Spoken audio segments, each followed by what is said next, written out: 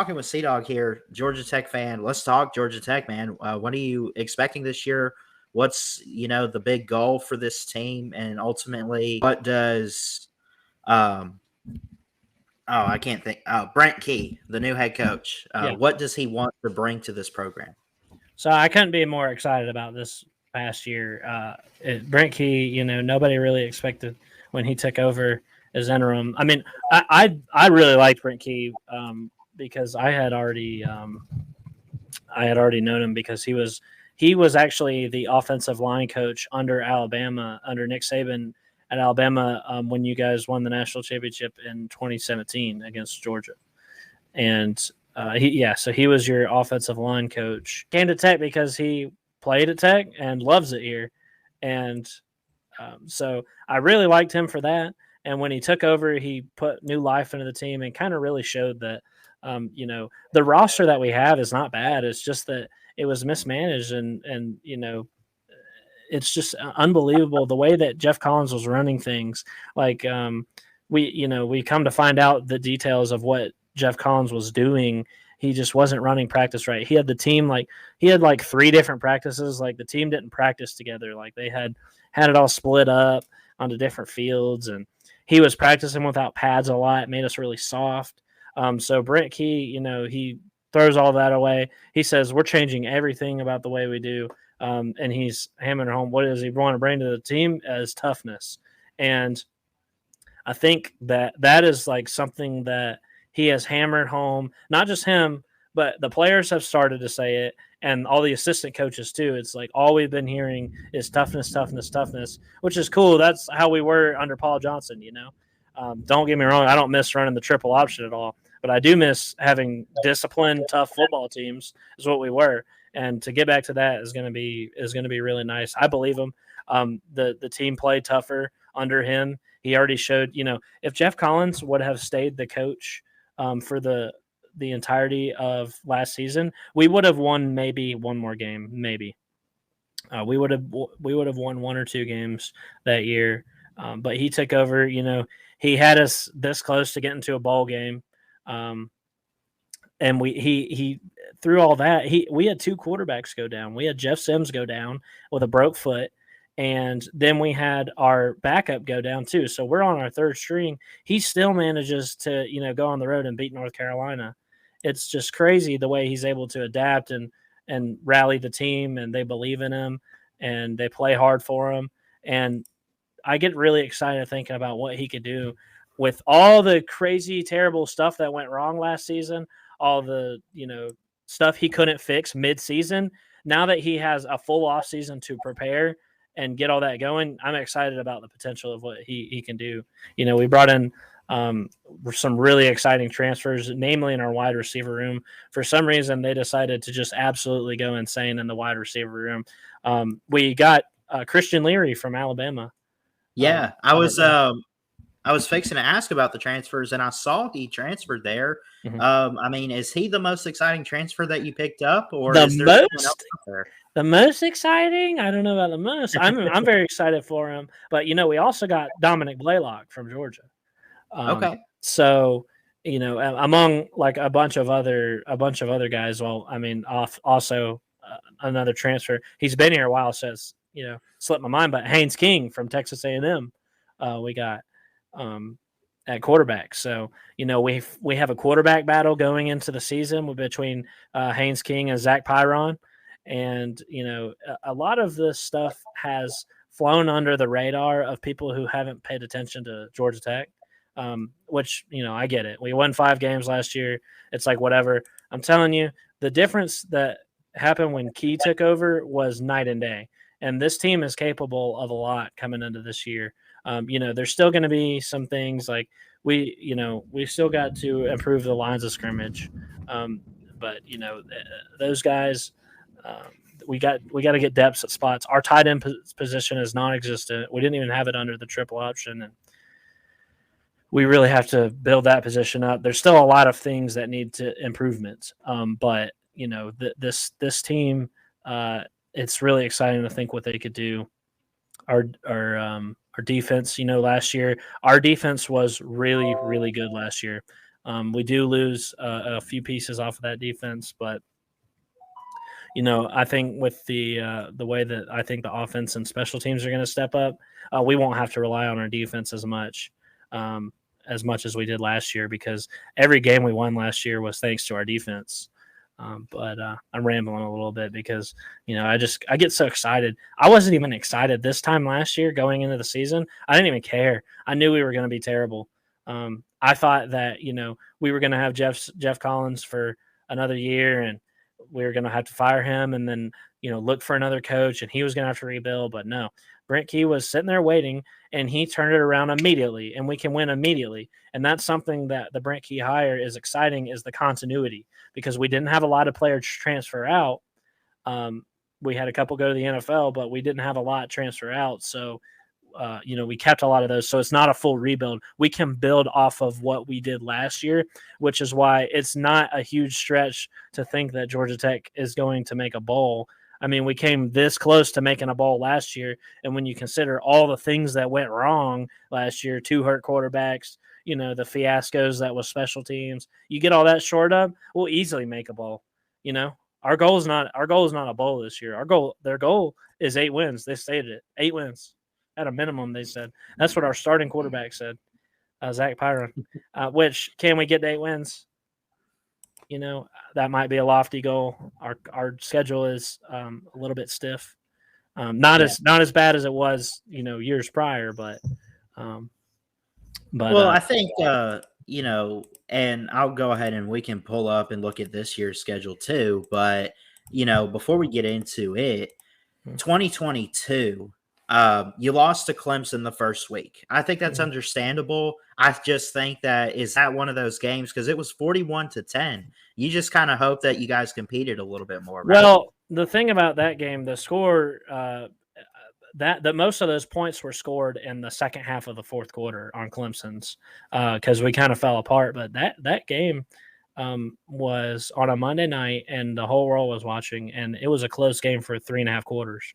It really was. It got away from us, but if we weren't being coached by Jeff Collins at the time, if we had never fired Paul Johnson, he would have beat Clemson last year and the year before. Because Clemson just didn't play well in the Georgia Tech game these past 2 years. And they got away with it because Jeff Collins wasn't able to capitalize on that. So that's kind of the story behind the Clemson game. Although, it did get away from us. Yeah. Next week, you beat Western Carolina. That's understandable. They're a 1 or 2 win team every single year. Yeah. They play. Not an impressive win either. It was not like we struggled for a little bit there. Like we struggled even in that game. So I was not happy with, usually you just come in and blow out an FCS team. It wasn't even like that. It was like, really, we're having trouble against FCFC, and come on. Yeah. You had some really cool non-conference opponents, though. I mean, you played Ole Miss, which I think you play them again this year. Is that a home and home? It is. Okay. Ole Miss last year absolutely destroyed us, 42-0. That was ridiculous. That was when everybody wanted Jeff Collins fired. That game. Yeah, and things are bad. I try not to rip on them too much because I like Ole Miss. I like the direction Lane Kiffin's going. But let's be honest, they have no defense. There's no reason that you should at least get shut out. It's one thing to lose. It was 42-0, as you said, and that being said, I mean, you lose to teams like UCF. Gus Malzahn, I think, is going to be a good coach in the Big 12. But you turn around, though. What's crazy is the roller coaster ride is that you were able to turn around and beat teams like Pittsburgh and Duke. And that's when – so that's what I was saying. That's when Brent we fired Jeff Collins after the UCF game. Okay. And, the UCF game, we were clearly better than them. Like, we clearly had more talent. We had better players, and we played, and we just shot ourselves in the foot. And it was Jeff Collins' mistakes. His teams were just so sloppy and undisciplined. It was like watching a high school game. I'm not kidding. Like, watching them play under Jeff Collins was like watching a high school game. They were not well coached, and it was ridiculous. And we were the better team, but we lost because of Jeff Collins. And if Brent Key was coaching that game, we would have won. But, thankfully we fired him. turn around and beat Pittsburgh. That was on the road, a ranked Pittsburgh team, and we had half a week of practice. They fired him on like Tuesday, so we had Brent Key had like 3 days to practice and still beat him. Absolutely insane. Yeah. So you have the UCF game, you fire Collins, you bring in Brent Key. Pitt, you turn around and you beat Duke. We talked about that. You get the bye week. After that, you ended up having 6 games after the bye week, like any other team would have on their schedule. Mm-hmm.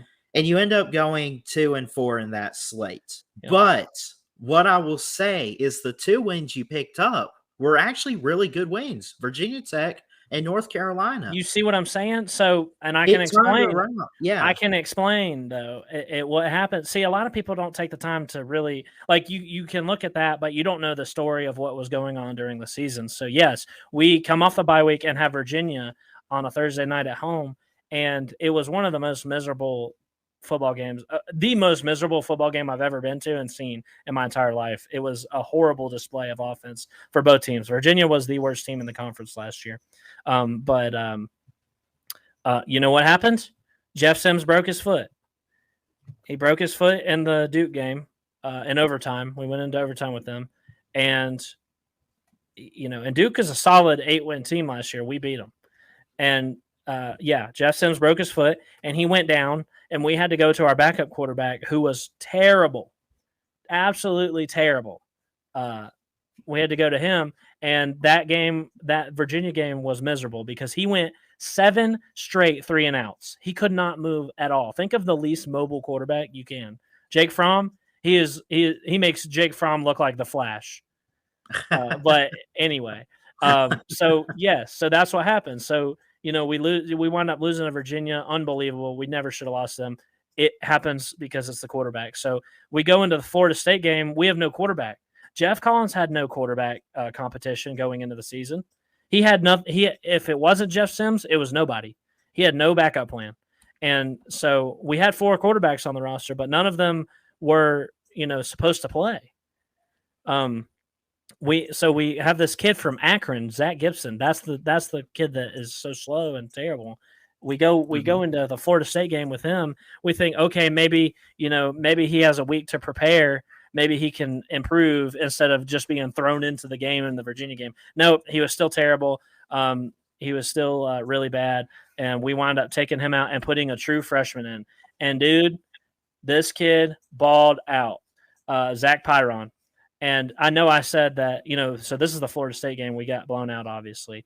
Like I said, our special teams was really bad this past year, and I said our defense was good. Well, we got blown out. There's only so much the defense can do when the other team is getting the ball on the 50, and the offense goes 3-and-out every time. There's only so much the defense can do. So, this year, man, what's he going to do? Let's take a look at the schedule. So 2023, Georgia Tech, 5-7 last year, 4-4 in the ACC. Right out the gate, you get a kickoff game in your backyard in Atlanta on a Friday night with Louisville. Then you play teams like South Carolina State. You should probably beat them, but again, crazy things can happen. You got to go on the road at Ole Miss. So you played Ole Miss last. So this is a home and home. Yeah. Okay. We're Forest. In Oxford this year. Yeah. At Wake Forest, Bowling Green, at Miami. You get a bye week, Boston College, North Carolina, at Virginia, at Clemson, Syracuse, and then the Dogs, of course, at the end of the season. But yeah, I hate that the Clemson and Georgia games are so close. Yeah. What's your overall thoughts on this schedule? Like, strength of schedule, is it that tough of a road as we think, or do you think it's doable? I think it's doable to get to 6, 7, 8 wins. That is the window that I'm thinking we're going to be in. It's going to be, it's not as tough as a schedule as we have had, because usually we play Clemson, Georgia. We play Clemson, Georgia every year. That's already tough. And then we play like Notre Dame, and then, so it's tough, but, we still have Ole Miss, of course. And people are kind of penciling in that's like 3 automatic losses, right? Yeah. I'm not so sure about Ole Miss, though, because they They went 7-5 last year. They only beat they lost like every important game and beat like crappy teams. When you go, oh sorry, that's my ACC show schedule alarm. Oh, It's in 15 minutes, but yeah, we got time to talk about the schedule. But the Ole Miss, I think last year they went like 7-5 and got blown out by like Texas Tech in their bowl game, and they just were not impressive last year. I think they were a little bit fool's gold last year. So hopefully it's a similar situation. We can pull the upset, but you know, a lot of people. In order for Georgia Tech to miss a bowl this year, we would have to lose every single toss-up game on the schedule, and I just don't see it happening. Like Brent Key is not. He's just not a loser. I don't know how to explain it. Like there wasn't a game like going into that North Carolina game when we're down to our third and fourth string quarterback. Like he still had a chance to win that game. You know, like despite all odds, despite everything. yeah. So, I really think with the transfers he's got in, and with the the staff, he's got his staff in there and everything. He's had time to offseason to prepare and fix all of the Collins mistakes and instill his way. He's got a full offseason of practice and instilling that toughness in the players. I think we'll get to 6, 7, 8 wins for sure. I'm going to give you the at most ceiling prediction on what I think could happen. Maybe I'm wrong. Honestly, it could be 8-4, but I ended up typing up 7-5. Mm-hmm. What's your thoughts on that? I mean, it's 7 to 8 wins at most. Yeah, I'm thinking the window is 6, 7, 8 wins. I think solidly. I'm thinking 8. I'm thinking we could get to 8. I'd probably land around 7-5 if I had to do a prediction. And with 6-6 being the floor, kind of. I just don't see us regressing because we won. People don't realize like we won 5 games last year. We won 3 games under Jeff Collins for years, but it's not like it's that huge of a step for us to get to 6 wins, and we were this close to it last year. So, I really do think we can make a bowl. I do think we can get to 6, 7, 8 wins, and it's not, yeah.